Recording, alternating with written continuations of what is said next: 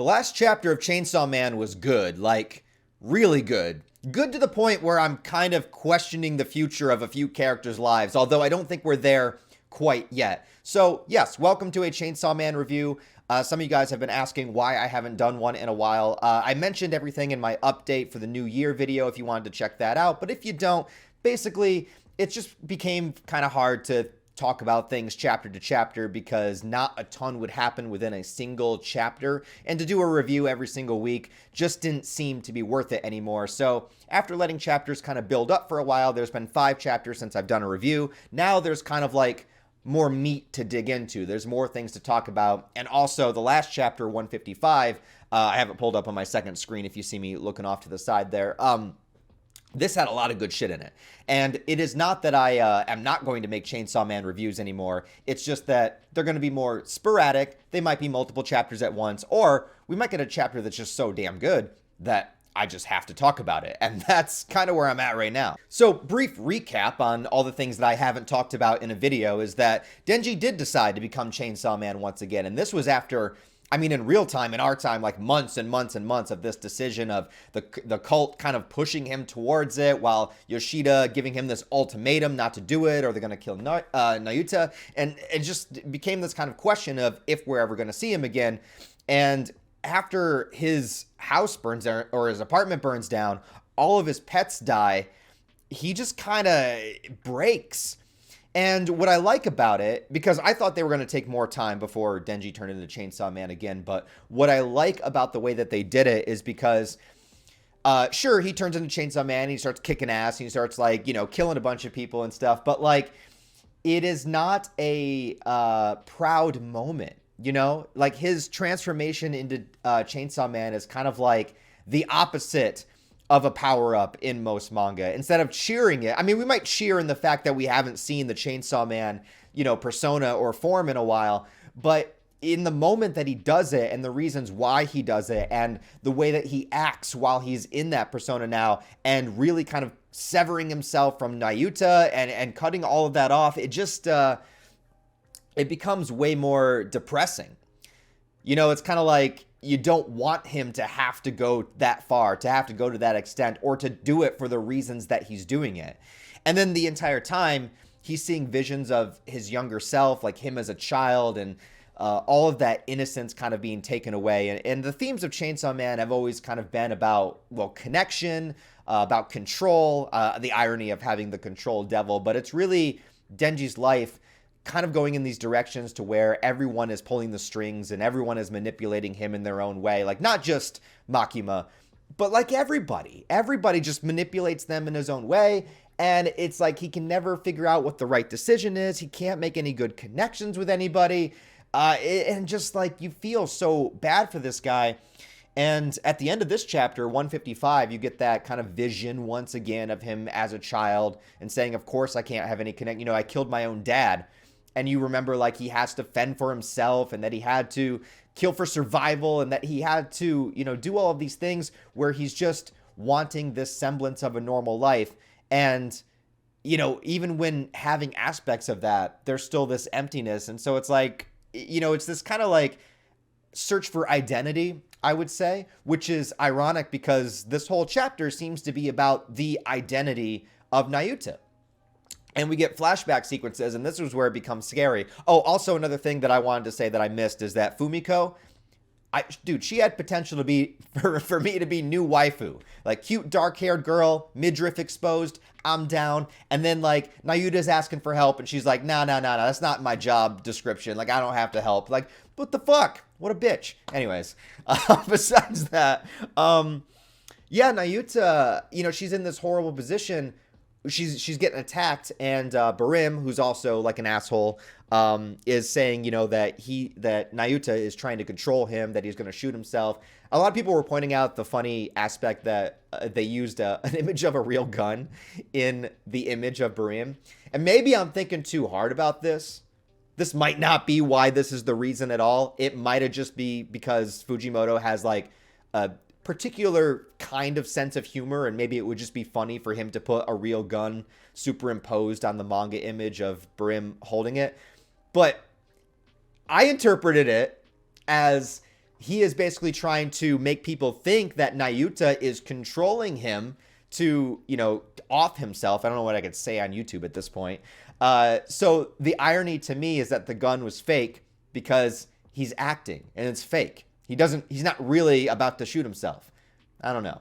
Is that the reason? I don't know. That's kind of like what I got out of it. I don't know. That's whatever. Maybe he just wanted to use a Photoshop real gun. I don't know. But, yeah, so the thing that really got me was the flashback here. And I think that Fujimoto's really good at flashbacks, when it goes into a character's headspace and things that they've experienced before. And a lot of manga does this as well. And I think it's something that works very well in the medium, because when you see flashbacks and stuff in live action and movies and stuff, sometimes it can feel like it's looking at the audience like they're stupid. Like, you have to think about this. You have to remember this. Like, think about what the character's thinking. But when it's done in manga, I think just because it's the artistic format and you can see particular, headspace images of where the characters are at particular times, I don't know. For some reason, it works better for me when it's in manga. And seeing the flashback, where Denji, let me go right to the panel so I can kind of talk about it in order. So it cuts from the burning building, to the flashback of the building looking fine when Denji first took Nayuta back to his apartment. And in the beginning, there's kind of this like condescending feeling that she has, and then she's asking who she is, and she kind of has the memories of Makima, and she goes, if I grant her wish, I might find out who I am. This human is empty. I'll fill him up with happiness, then destroy it. Which, that is fucking brutal, dude. That is fucking brutal. But what's kind of beautiful about it is that things did not go that way, right? She got to a point where she actually genuinely cared about Denji. And it's so funny because Denji has this incapability to connect with anybody or say the right thing or do the right thing. And he's constantly getting either pushed around or looked down on or just can't connect with somebody.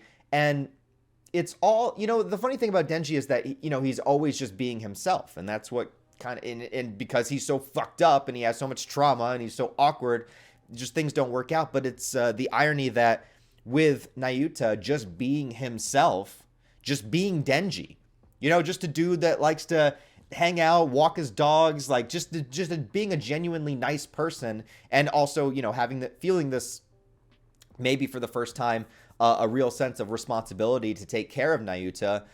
They just form this connection and this bond that is actually true. It's actually genuine. It's real companionship and real love. And it even worked for Nayuta.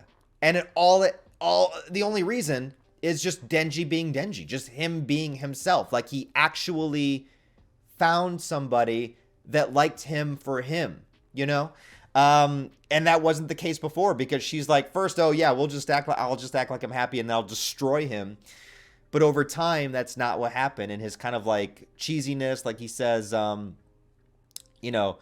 she asks who she is and he's like, you're my family. And it's like, that's all that matters. That's all that needs to matter, is that you are my family. The backstory, the history, the different incarnations, Makima, you're my family. It's like, goddamn. And then it cuts to that immediately to Denji saying that, you never had a family. There's no way I could have a family. I killed my own dad. And you just think that, like, everything is taken away from him, not even just from other people, but from himself. It's like, they call it like self-sabotage or, there's a word for it. It's, I guess self-sabotage is enough of the word, but it's like, there's like a specific term for it. I'm trying to think. What is it called? Oh, like a success barrier, right? Where you don't feel like you are worthy of something deep down. Like, you want something, right? Like, let's say Denji, like, I want a family. I want to be close to somebody. I want this connection, right? That's what you want.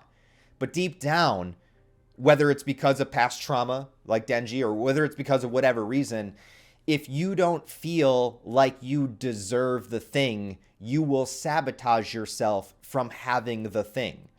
And I think that that's what's happening here. I think that Denji, even though he still had Nayuta, Like, look, okay, I understand. Traumatic moment, burned down his apartment, his pets are dead.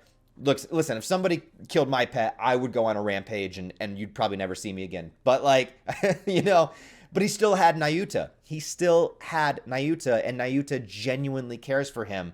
But it's like, I think he just had that moment, that switch in his brain where it's like, I don't deserve any of this anyway.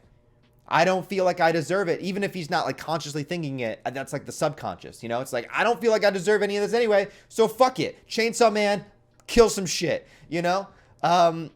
It's really fucking sad. And it's always interesting to me how Fujimoto is able to incorporate these like psychological things that, you know, within a manga series that's so fucking weird, you know, and over the top, but yet still be able to like hit the heart. And I think that's why I like Chainsaw Man as a manga, because I think it toes that line where it can be, you know, insane and action heavy and cool monsters and, you know, demonic creature designs and stuff, which I like, but then it can also talk about real shit, you know, in the midst of it, which I appreciate. I don't know what's up with the ending. You know, I don't know, Denji waking up in some hospital bed. I don't know what that's all about, but like, it was a really good chapter. Now, Nayuta being in danger, I don't think she's going to die yet. And not to say that she won't die by the end of part 2, but I think they are building to have all of these 4 horsemen, like, to share a scene together. Like, I think we will get to a point where it's Nayuta and Asa and the Famine Devil and whoever Death is. I think we are going to get to a point where it's like, they're all together, you know? I don't know when. So, you know, Nayuta might get saved by Asa or Famine or something, because no one else is there to help her. Fumiko, what the fuck, man? Man, letting me down, man. Chick's letting me down, man. Yeah, so let me know what you guys think. Let me know what you guys think about this chapter. Again, I apologize. I'm not doing chapter reviews for every single chapter, but sometimes I think it's better to let chapters kind of build up so there's more to talk about. Also, if we keep having chapters like this, I might go back to weekly, you know what I mean? But thank you guys nonetheless. Please give the video a thumbs up and a comment if you enjoyed it. Thank you very much, guys. Thank you for being patient with the Chainsaw Man reviews. Also, if you want to support the channel on a deeper level, I have Patreon, channel memberships, all that fun stuff, and all the social media links where you can follow me down below. Thanks for watching, guys. I'll talk to you later.